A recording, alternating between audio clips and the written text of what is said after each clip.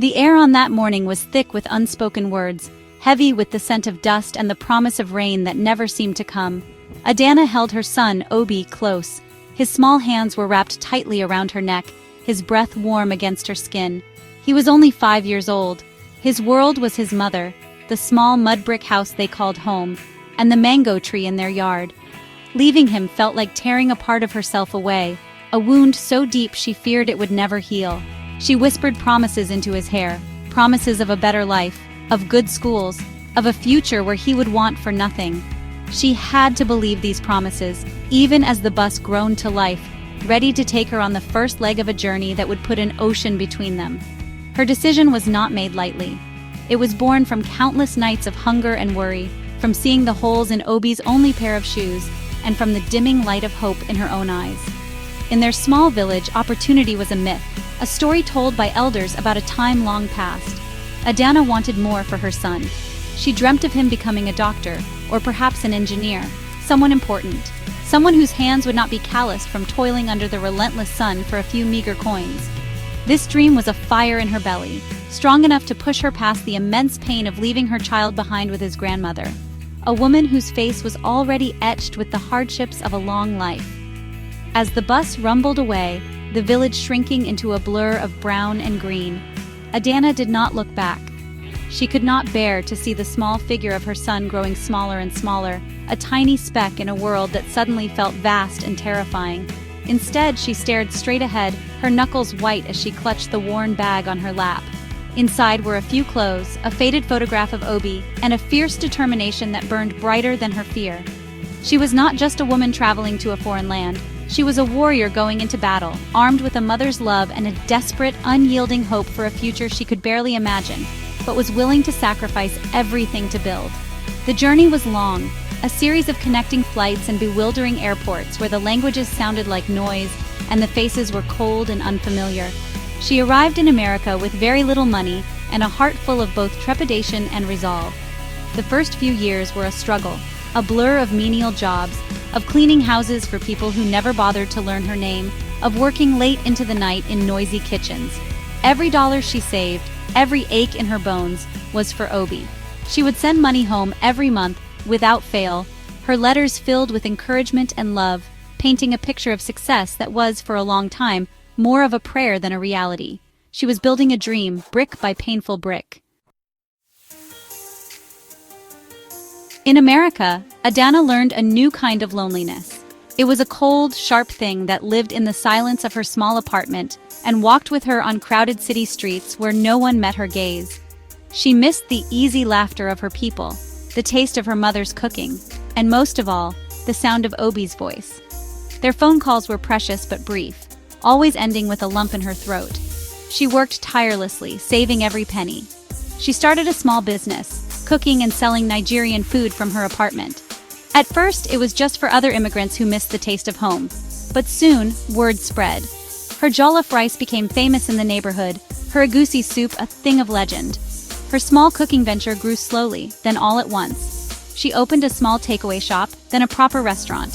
She called it Obi's Kitchen, a tribute to the son who was her constant motivation. The restaurant was a success. Americans, curious at first, became regulars, drawn in by the rich flavors and the warmth of Adana's smile. She poured all her energy, all her longing, all her love into her cooking. Each dish was a story, a memory of home, a prayer for her son's future.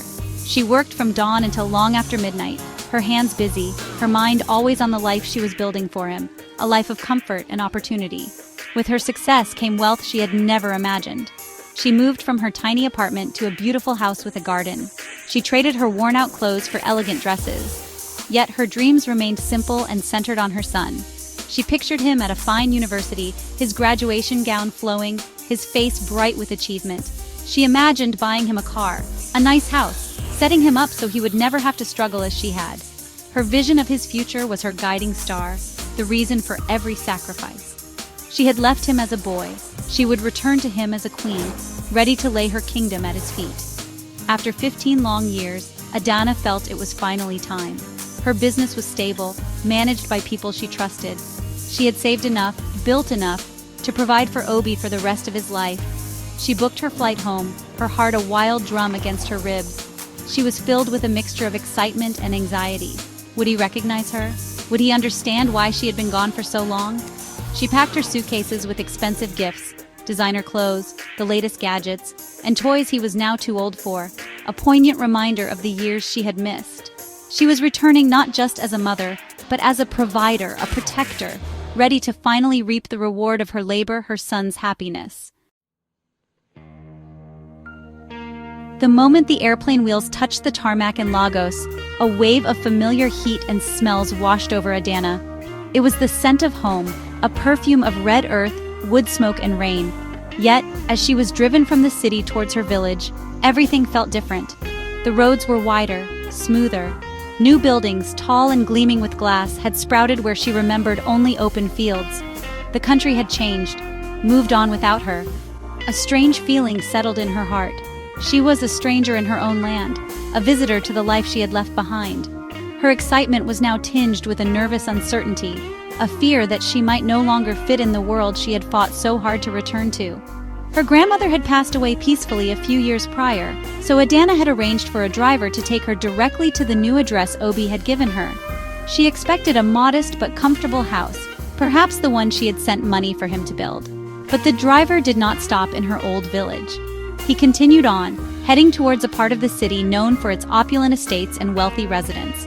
Adana looked out the window, confused. She saw sprawling mansions behind high gates, luxury cars gliding silently past. This was a world of immense wealth, a world she now belonged to in America, but had never expected to find here, in her son's life. The car finally slowed and turned into a driveway that led to a breathtakingly modern mansion, a palace of white marble and sparkling glass that seemed to touch the sky. A beautiful fountain danced in the center of a perfectly manicured lawn. Adana's breath caught in her throat. This could not be it. There had to be a mistake. She checked the address again, her hands trembling slightly. It was correct. Before she could process the shock, the grand front door swung open. A young man stood there, tall and confident, dressed in an impeccably tailored suit. His smile was hesitant at first, then it widened, and in his eyes she saw the same light, the same spirit of the little boy she had left behind. It was Obi. She stepped out of the car on unsteady legs, the expensive gifts in her luggage suddenly feeling small and insignificant. He rushed towards her, and they met in a silent, powerful embrace that seemed to erase the 15 years of separation.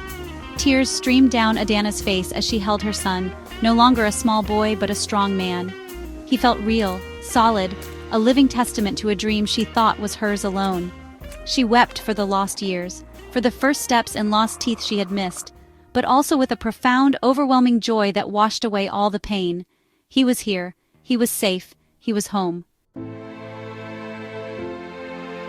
Obi led his mother through the magnificent house, his hand gently guiding her. The inside was even more impressive, filled with modern art, sleek furniture, and views of the city below.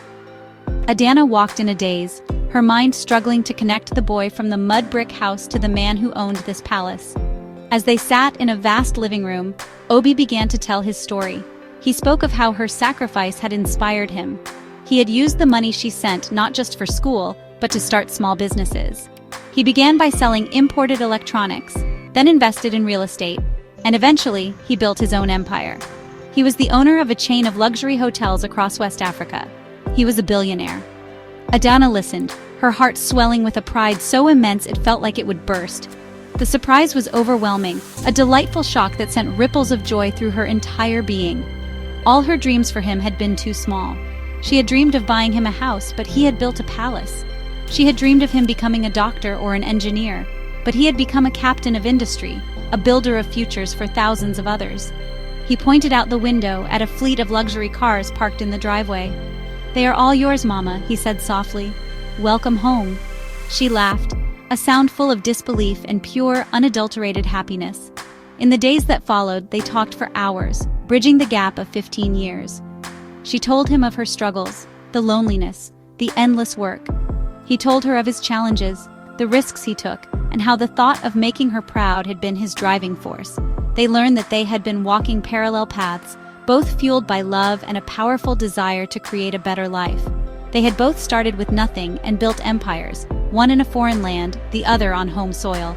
Their separation had not been a breaking of bonds, but a forging of two independent, incredibly strong spirits, now reunited.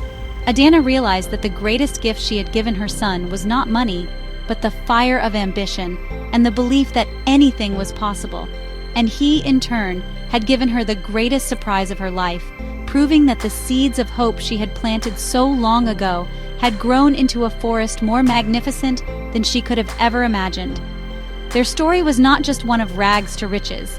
It was a testament to the enduring power of family, the incredible heights one can reach through hard work, and the unbreakable bond between a mother and her son, a bond that had stretched across an ocean and spanned years, only to become stronger.